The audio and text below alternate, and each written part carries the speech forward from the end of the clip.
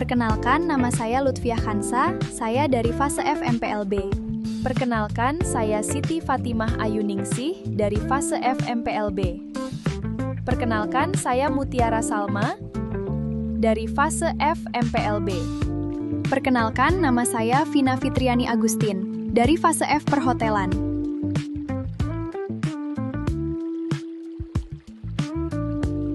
1. Dekomposisi. A. Dekomposisi yaitu memecah masalah besar menjadi bagian-bagian yang kecil dan mudah dikelola.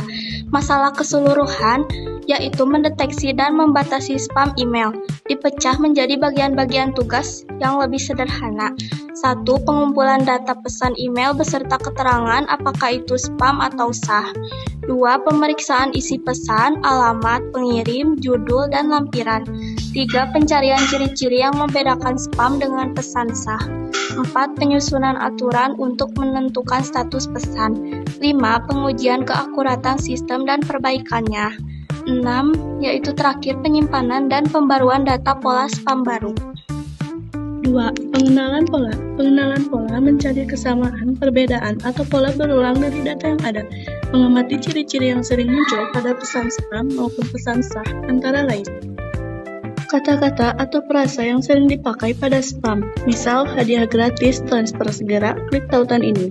Format penulisan yang tidak wajar, huruf besar semua, banyak tanda seru, kesalahan ejaan berulang, alamat pengirim yang tidak jelas atau sering berubah, frekuensi pengiriman pesan yang berlebihan dari satu sumber, tautan yang mengarah ke situs tidak resmi. Pola ini menjadi acuan awal untuk mengenali pesan yang mencurigakan. 3. Abstraksi. C. Abstraksi mengambil informasi penting saja dan mengabaikan hal yang tidak berpengaruh. Memilih hanya ciri-ciri yang relevan untuk proses deteksi dan mengabaikan detail yang tidak penting. Diambil jenis kata, struktur kalimat, asal pengirim, keberadaan tautan atau berkas berbahaya.